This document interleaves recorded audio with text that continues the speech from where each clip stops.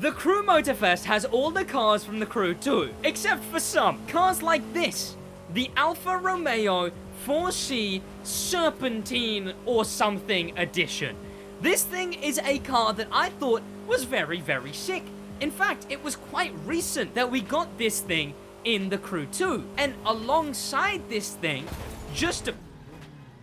Why are you coming fast? just a bit after we got this thing, which I must say, I have it dripped out. Come on, look at those rims, look at those wheels, look at the...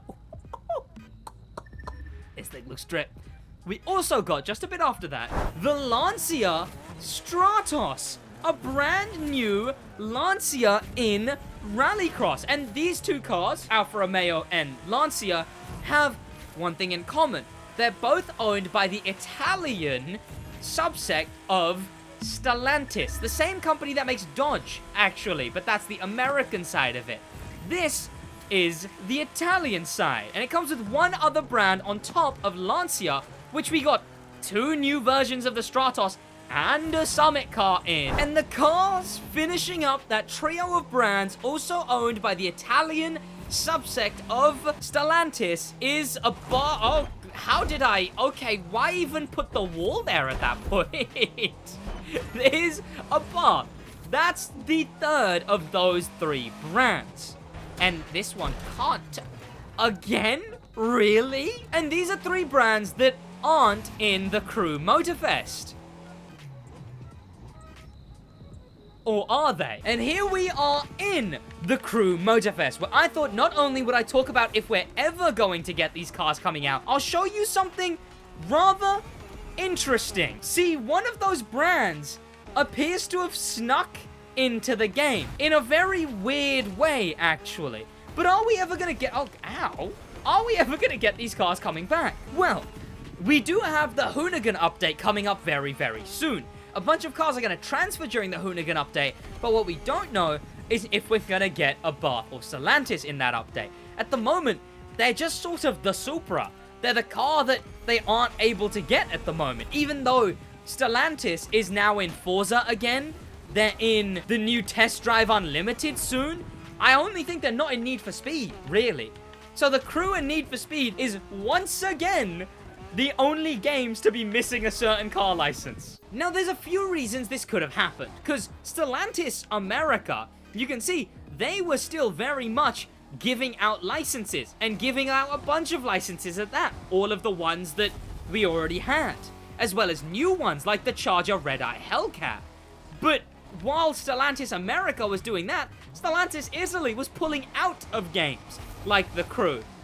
So why? Well, Stellantis Italy went through a bunch of management changes not too long ago. They went through a bunch of shifts which apparently meant that they weren't really able to do anything when it comes to licenses. Now, really, it would have been very, very quick to get licenses done, so there's a theory that maybe that one doesn't hold up, because it can't take that long to get licenses put together. So then why? There's also the pretentious route. Stellantis Italy recently announced that they weren't going to do cars in grey anymore because grey doesn't represent Italian sun, sea, and seasons or something pretentious like that. So if a company can do that, there's a big chance a company can make a pretentious update like, we don't want our car in bad racing game. But I hope they didn't. Whatever the reason may be, we don't know when we're gonna get the return of them, but the Hoonigan update would be a nice time to get them if they can get the licenses, because they're still gonna have to pay for every single one of them. And the fact that Test Drive has gotten those licenses, a game coming out very, very much later from now, coming out in like March, that's got it. So it's incredibly, incredibly interesting. But what am I talking about here? How is Abarth or Fiat or any of these still in the Crew Motorfest? Well, through something a little strange. Well, for this, I'm gonna have to scroll very, very, very far down, because there's no hidden Abarth, Stellantis, Alfa Romeo, or anything in any spec other than boats. And which boat specifically? Well, it's this boat right here. But this boat has something really weird going on. really, really weird going on. Because it has basic liveries, like the regular ones from the Crew 2. Then it has the regular 2 stripes that I think it also had in the Crew 2. Then it's got a livery that is stolen from the Ford Mustang Shelby GT500 Road Force 1. I'm so confused, because then it's also got a livery stolen from the Kameya Hadar, which the stock livery, obviously I've got the Red Panther livery official one that they have, but the other official livery they have is this, which has been copy-pasted onto here. Next is an original livery, fully original, but I don't know if it was in the Crew 2 or not, and it's also really low resolution, which makes me think it is a Crew 2 livery. Then, a brand new livery, again, fully original. And then, it gets even weirder, because it has a copy-paste livery of the... What? Which one? What? One of these two was an old Crew 1 design? Yeah, well, this one is a copy. The Plymouth Freedom Edition Roadrunner. You can see, it's the exact livery. It still doesn't end there, because it's also got the official livery, which, look, it just doesn't work as well, right? Why have they put this on this boat? It doesn't work, because this livery is supposed to fit on the Mitsubishi Eclipse Star Edition. That's what that livery's made for. But they've really it makes it feel like these liveries and the Abarth thing I'm going to talk about are related. They seem to have just made a mess on this boat. And the final livery that it's stolen from a car, I wasn't too sure on, but it definitely is this one right here. Pay attention to that tone of black and that tone of red. That's a back to front, black to red fade. That's the official livery on the SS, Camaro SS Bend Edition. And here is, as you can see, the exact same tone of black and the exact same tone of red on this thing. Then we just have a few stripes, and then finally, a livery with a bath. And another livery with a bath. And another livery with a bath. And another livery with a bath. And they're all on here in the Crew Motorfest. What are they from? Why are they? They've got Kappa sponsors on them. The villains from the Gran Turismo movie. And not only, it's so weird because it doesn't work. It doesn't fit on the boat. Like, so it's clearly not meant for this boat. Boat. Are they official liveries of the 124 Rally? I might go test that. I might go check on the Crew 2 and test that real quick. Let me test this game theory.